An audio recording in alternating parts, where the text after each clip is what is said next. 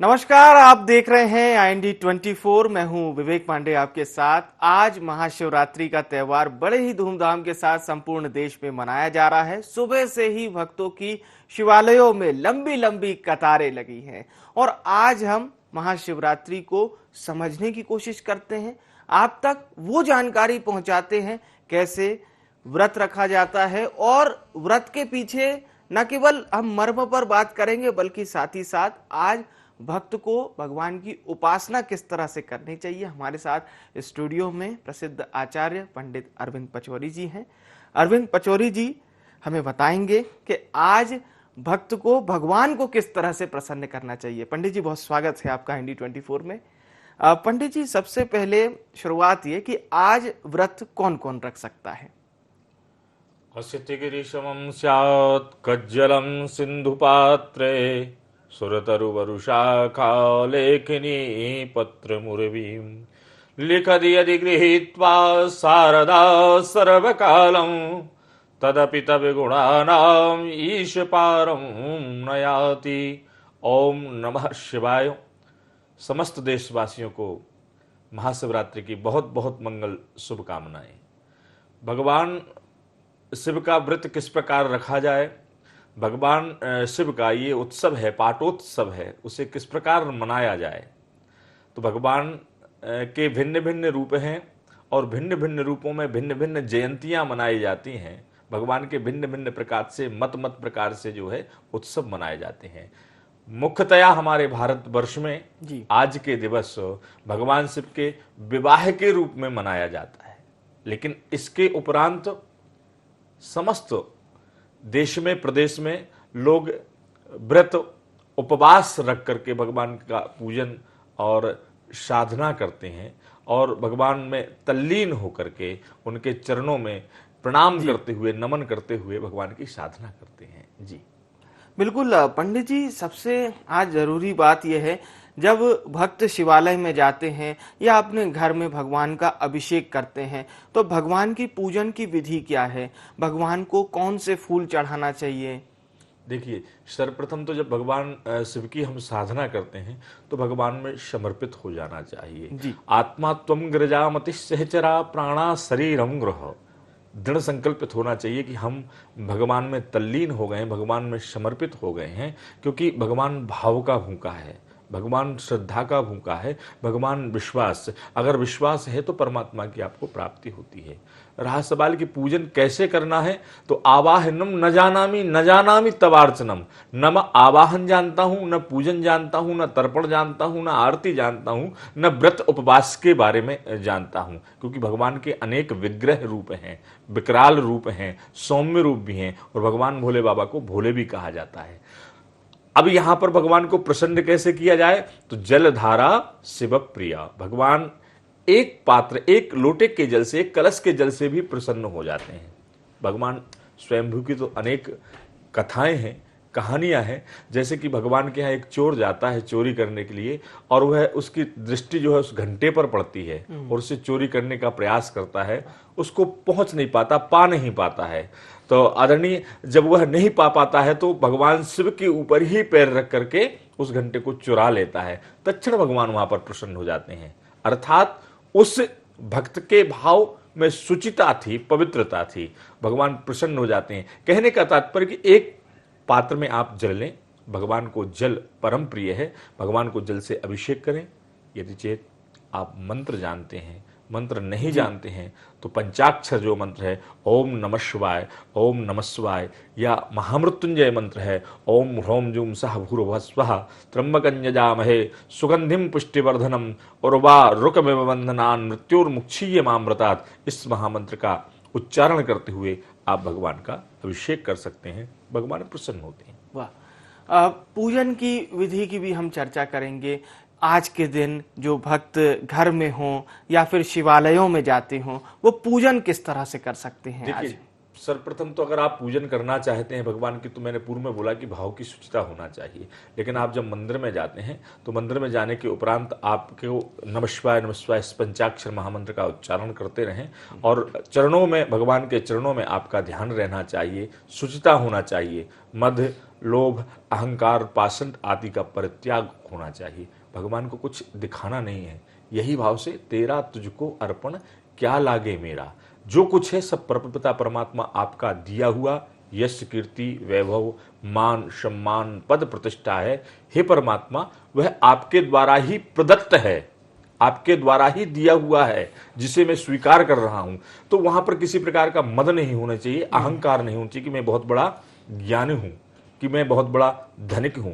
भगवान को सहजता से आप वहां जाते हैं तो जाकर के विराज जाइए। आपके अंतःकरण में भाव होना चाहिए कि देवों के देव महादेव आशुतोष भगवान भोले बाबा मेरे समक्ष विराजे हुए हैं और मैं इनका पूजन करने आ रहा हूं। सर्वप्रथम ध्यान करें, नेत्रों को बंद करें और भगवान का ध्यान करें, उनके विग्रह रूप का ध्यान करें, सौम्य रूप का ध्यान करें, प्रसन्नता के रूप का ध्यान करें। ध्यान करने के उपरांत आप 4 बार जल की आचमनी भगवान के चरणों में जो है आचमनी के निमित्त, स्नान के निमित्त, पाद्य अर्घ के निमित्त भगवान के चरणों में समर्पित करें।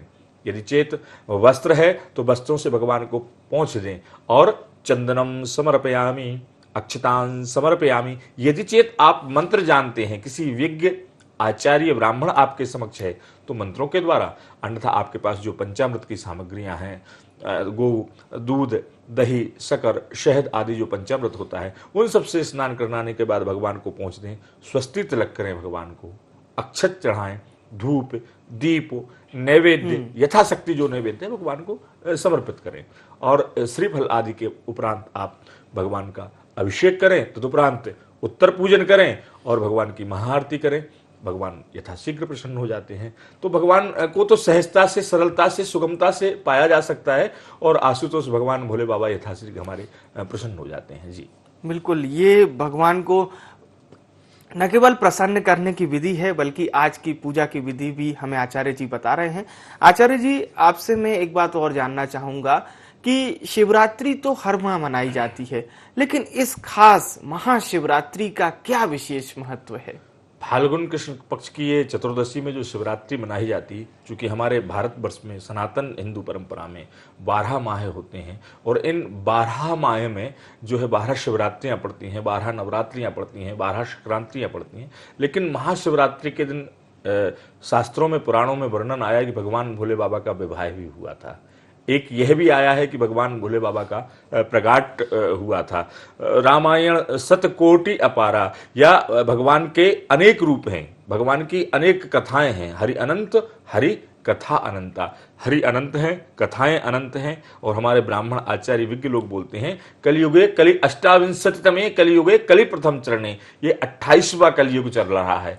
कहने का तात्पर्य कि अनेक कथाएं हैं, अनेक गाथाएं हैं, अनेक प्रकार के ग्रंथ हैं। इसलिए हम इस श्रद्धा में, भक्ति में होकर के, अगर आप जन्म का पाटोत्सव मनाते हैं भगवान शिव का, तो जन्म का पाटोत्सव बनाएं। यानी कि आप अपने घर में भगवान की प्रतिष्ठा कर सकते हैं, पूजन कर सकते हैं, अर्चन कर सकते हैं। या फिर आप प्रतिष्ठा वर्ष मनाते हैं तो वह मनाएं, या आप विवाहोत्सव मनाते हैं। यद्यपि हमारे सनातन में, हमारे प्रदेश में आज के दिवस भगवान भोले बाबा माता पार्वती गौरा के साथ विवाह के रूप में मनाते हैं, तो यह भी बहुत जो सुयोग्य और बहुत सुंदर जो है पर्व है। इसे उत्सव के रूप में मनाना चाहिए, आनंद के रूप में मनाना चाहिए। तो भगवान भोले बाबा का आज के दिवस विवाह भी हुआ था, ऐसा भी प्रमाण हमारे शास्त्रों में, शिव पुराण आदि के अंतर्गत हमें पढ़ने को, देखने को, सुनने को आचार्यों के द्वारा मत मिलता है। तो यह भी यथाकथित सत्य है। अर्थात आप भगवान का पूजन करें, श्रद्धा के साथ, भाव के साथ, भक्ति के साथ, जो भी श्रेष्ठ से श्रेष्ठ, उत्तम से उत्तम हो सकता है, आप भगवान की साधना करिए। निश्चित आप पर परमपिता परमात्मा प्रसन्न होंगे, क्योंकि विश्वास प्रतिपन्नेषु, अगर आपका विश्वास है तो विश्वास कभी खाली नहीं जा सकता। इसलिए कहते हैं श्रद्धा विश्वास रूपिणौ, माता गौरा और भगवान शिव ये श्रद्धा और विश्वास के रूप हैं। और जब आपका श्रद्धा और विश्वास होगा तो आपके यथेक्ष जो कार्य होंगे, मनोइच्छा जो होगी वह पूर्ण होगी। जी, मनोइच्छा कैसे पूर्ण होती है ये आचार्य जी ने हमें बताया। आचार्य जी, व्रत की विधि आपने बताई, पूजन की विधि बताई, जलाभिषेक भगवान को कैसे किया जाता है, दुग्धाभिषेक कैसे किया जाता है। अब एक खास बात मैं ये करना चाहूँगा, जो लोग आज भगवान को मिट्टी से तैयार करते हैं, जो हम देखते हैं पिंडी बनाते हैं, गणों को बनाते हैं, वो विधि क्या होती है, थोड़ा सा वो भी हमारे जो दर्शक, जो हमारे भक्तगण इस समय आपको सुन और देख रहे हैं। जी देखिए, सर्वप्रथम तो भगवान के विग्रह भिन्न भिन्न प्रकार के हैं। 12 ज्योतिर्लिंग हमारे भारतवर्ष में प्रतिष्ठित हैं, जिन्हें हम देखते हैं, दर्शन करते हैं। सौराष्ट्रे सोमनाथम च श्रीशैले मल्लिकार्जुनम उज्जन्याम महाकालो ममकाल ममलेश्वरम। अर्थात यह हमारे यहाँ 12 प्रकार के जो ज्योतिर्लिंग हैं उनकी तो साधना होती है, लेकिन मध्य प्रदेश में नर्मदेश्वर जो भगवान है, माँ नर्मदा की गोद से जो जल से निकले हुए जो भगवान शिव हैं, उनका विशेष मुख्यतया पूजन किया जाता है। कोई पारित का, कोई स्फटिक का, या भिन्न भिन्न धातुओं के, भिन्न भिन्न पत्थरों के नगों के जो मूर्ति है, भगवान शिव का जो विग्रह है, उनका पूजन करते हैं। कुछ लोग मृतिका निर्मित यानी मृतिका के द्वारा भगवान का विग्रह रूप को सुंदर सा तैयार करते हैं, अपने षड विनायक के साथ, षड गणों के साथ उनका पूजन करते हैं और पूजन बड़े ही भाव से, श्रद्धा से करते हैं।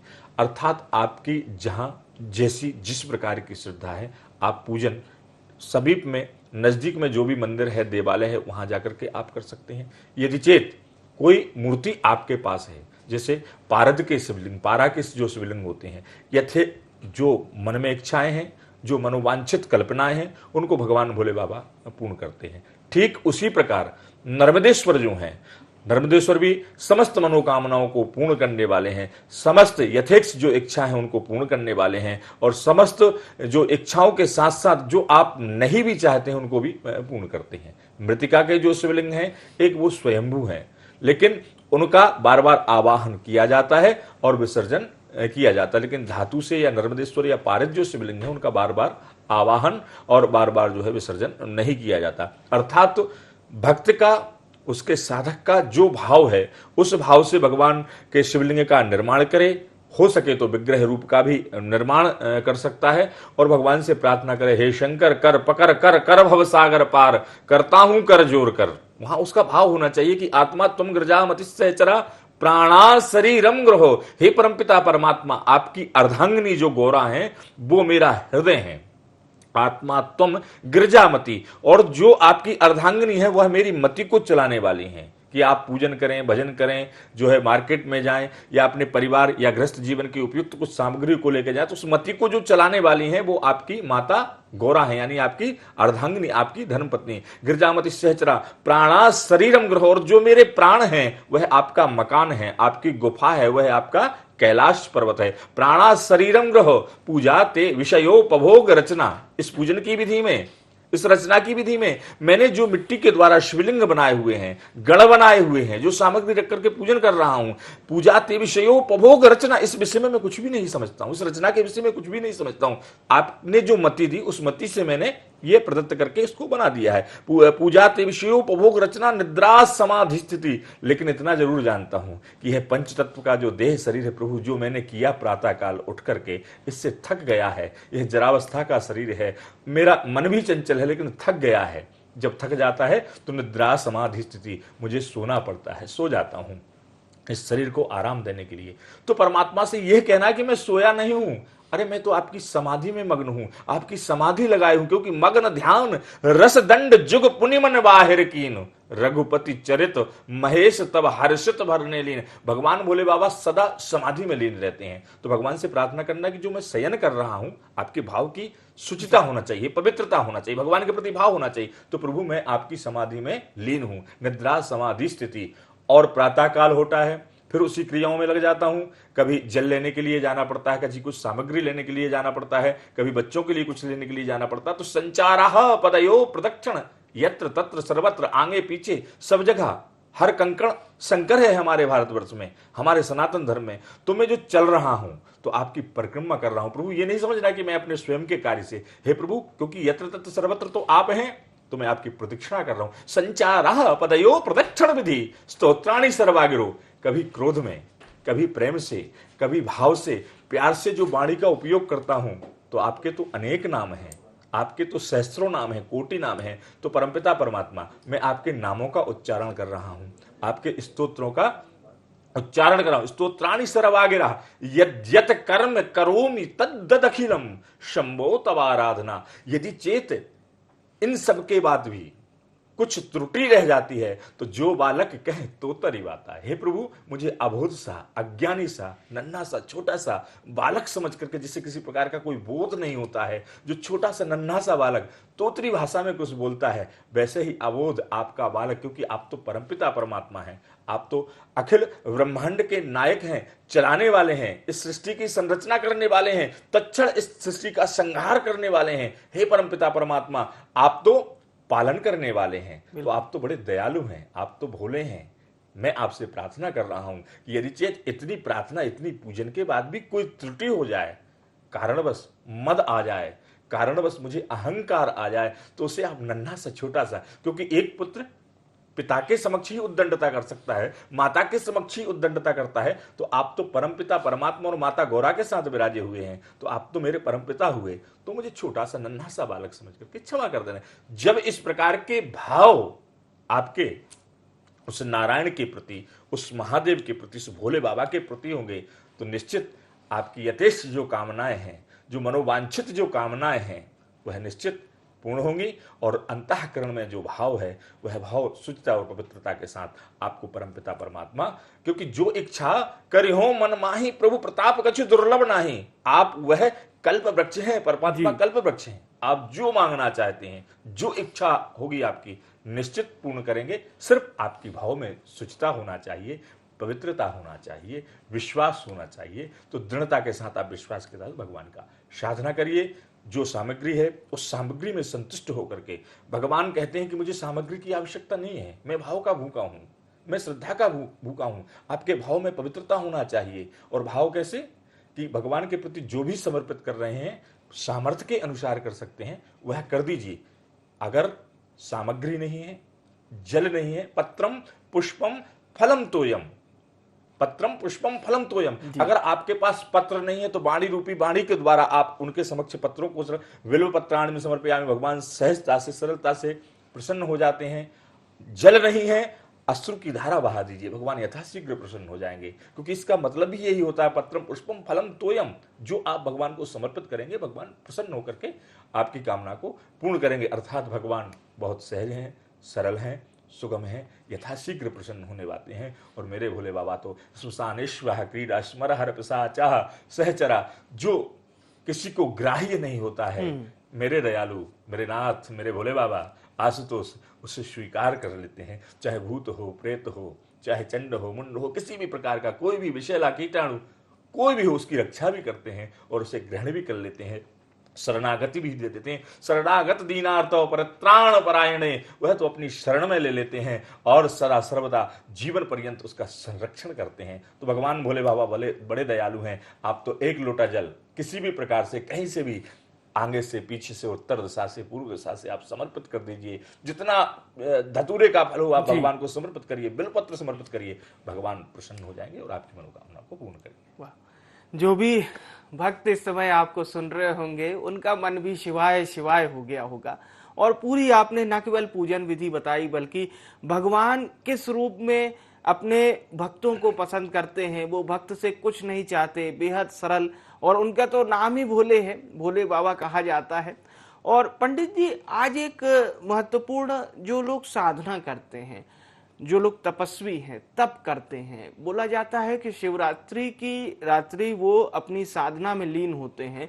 8 से 10 घंटे तक ये साधना चलती है। देखिए, भगवान भोले बाबा की जित अघोर रूप भी है भगवान भोले बाबा, क्योंकि श्मशानेश्वर क्रीडा स्मर हर पिशाचः सहचरा, जो हमारे सनातन धर्म में श्मशान जाने के उपरांत स्नान करता हो, अपवित्रता को मानता हो, लेकिन भगवान भोले बाबा तो उस भस्मी को धारण करने वाले हैं जी। और भगवान भोले बाबा जो धारण करने वाले, तो शैव संप्रदाय में जो लोग होते हैं, भगवान के जो अघोर साधक जो लोग होते हैं, तो भगवान की वो भिन्न भिन्न प्रकार की साधना करते हैं। अर्थात तो मध्यकालीन रात्रि में जाकर, श्मशान में जाकर के भगवान की साधना करते हैं। भगवान के अनेकानेक अघोरेभ्यो तघोरेभ्यो घोर घोर तरेभ्यः सर्वेभ्यः सर्व सर्वेभ्यो नमस्ते अस्तु रुद्र रूपेभ्यः, भगवान के अनेक अनेक प्रकार के भिन्न भिन्न प्रकार के जो गण हैं, उनको प्रसन्न करने के लिए, भोले बाबा को प्रसन्न करने के लिए भिन्न भिन्न प्रकार की विधियों को अपनाते हैं। वह अघोरी तंत्र जो साधक लोग हैं वो भगवान की साधना करते हैं और क्या करते हैं, चिता भस्मा लेपह गरल मसनम दिगपट धरो जटाधारी कंठे भुजगपतिहारी पशुपति। हे परमात्मा, जन का कल्याण करना, देश की रक्षा करना, प्रदेश की रक्षा करना, जनमानस का भला करना और जनता जनार्दन का कल्याण करना। हे परमपिता परमात्मा, इस महामारी को नष्ट करना। वो इस उद्देश्य से जो महान साधक हैं, जैसे काशी में, कांची, मायापुरी में, अवंतिका में यानी कि उज्जैन में आपने देखा होगा कि नित्यशः भगवान को ताजी भस्मी आती है, मुर्दे की भस्मी आती है और भगवान को समर्पित होती है। लेकिन वह हमारे और आपके लिए साधना नहीं है, वो साधकों के लिए है, जो महान जो साधक हैं, जो भगवान की यश्याग्रे द्राट द्राट डमलम टन टन टन टन टम, जो इस प्रकार के जो साधक हैं, जो भगवान में ही लीन हो जाते हैं, उन्हीं के लिए यह साधना है। यद्यपि गृहस्थ में सहज, सरल और सात्विक वैदिक साधना को करना चाहिए, पौराणिक साधना को करना चाहिए। यह तो विशेष जो साधक होते हैं, जैसे अघोर संप्रदाय से जो हुए, शैव संप्रदाय से जो हुए हैं, हम आप भी कर सकते हैं। लेकिन वह अवस्था होती है तृतीय अवस्था करने के बाद, यानी कि 55-60 के बाद, उस अवस्था में, उस अघोर साधना में भगवान की हमें जाना चाहिए और भगवान की साधना करना चाहिए। वहां पर हमारा भेद खत्म हो जाता है, क्योंकि भगवान निराकारी हैं, भगवान शाकारी हैं तो निराकारी हैं। भगवान के जो विग्रह हैं, जो रूप हैं, वो बड़े ही भिन्न हैं और इतने विकराल रूप का, क्योंकि अमंगल्यम शीलम तब भवतु नामैव वखलम। हमारे धर्म में, हमारे शास्त्रों में कहा है कि अगर हम स्मशान जाते हैं या कोई चिता की भस्म लेकर के आ रहा होता, उसका स्पर्श मात्र से अमंगल हम उसे समझते हैं, स्नान आदि करते हैं। लेकिन वह अमंगल रूपधारी होने के उपरांत भी मंगल करने वाले हैं। तो वह एक जो साधना है, वह शिव में हो जाना, शिव की भक्ति में हो जाना, शिव में तल्लीन हो जाना, उनमें अनुराग हो जाना, वह एक साधना बड़ी ही विह्वल और विकराल साधना है। उस साधना के लिए विशेष गुरु की आवश्यकता होती है और बिना गुरु की साधना के कोई भी तंत्र साधना कदापि नहीं करना चाहिए। जैसे कि पंचाक्षर जो मंत्र है, उस मंत्र का ही उच्चारण करना चाहिए और उस उच्चारण से ही आपकी समस्त मनोकामनाएं पूर्ण होंगी। और भगवान को आप तो सहज सरलता से जो धतूरे बिलपत्र आदि बताए हैं, जो आपकी अवस्था है, जो आपकी व्यवस्था है, उससे आप क्यों ना, मैं साधकों से यही कहना चाहूंगा, हमारे सनातन धर्मावलंबियों से यही कहना चाहूंगा, आपका प्रश्न अद्वितीय प्रश्न है, अकथनीय प्रश्न है, प्रशंसनीय प्रश्न है। लेकिन मैं यही कहना चाहूंगा कि जो ग्रस्त में हैं, उन्हें सहज, सरल, वैदिक और सात्विक साधना करना चाहिए। उन्हें इस साधना की आवश्यकता नहीं है। अगर आप उस साधना को करना चाहते हैं तो किसी योगी, किसी पहुंचे हुए आचार्य, ब्राह्मण, संतों के द्वारा उस साधना को कराएं।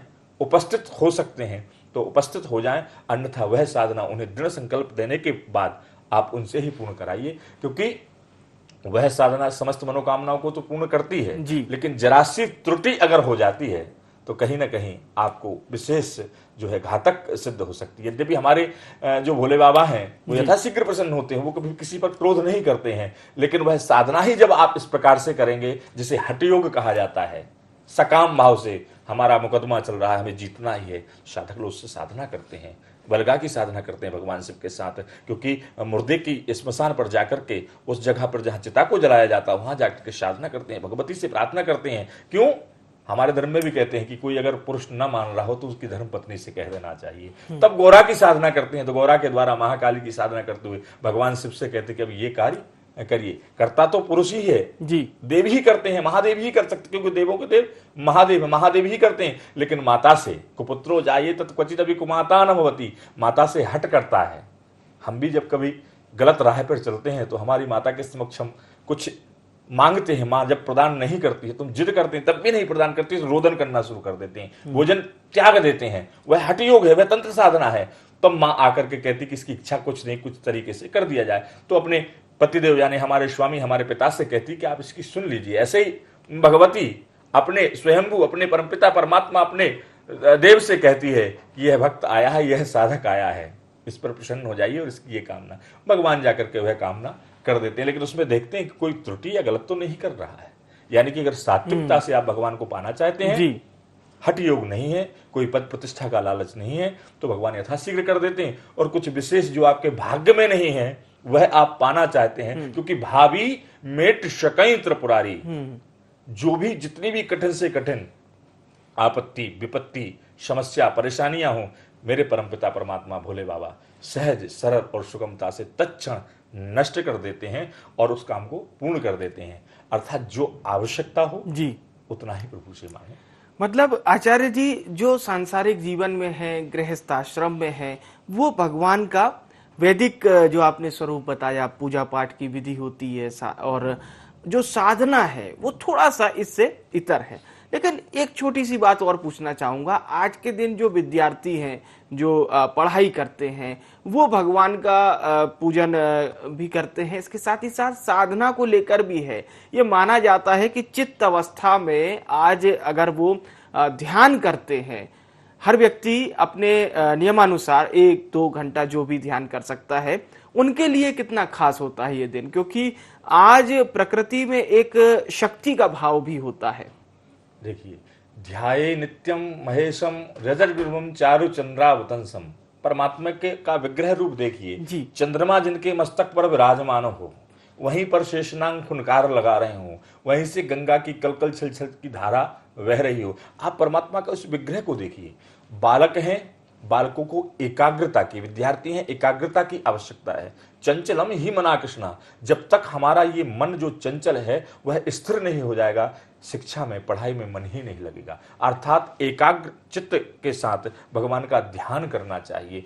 निश्चित भगवान की जो साकार निराकार मूर्ति है, भगवान का जो विग्रह रूप है, भगवान का जो शिवलिंग है, उसके समक्ष जाकर के हमें ध्यान करना चाहिए और वहां पर ध्यान में प्रयास करना चाहिए कि भगवान का वह विग्रह, वह दिव्य अलौकिक छटा हमारे हृदय में समाहित हो जाए। तो भगवान जब उससे एकाग्रता आएगी तो आपका पढ़ाई में मन लगेगा, आपका शिक्षा में मन लगेगा।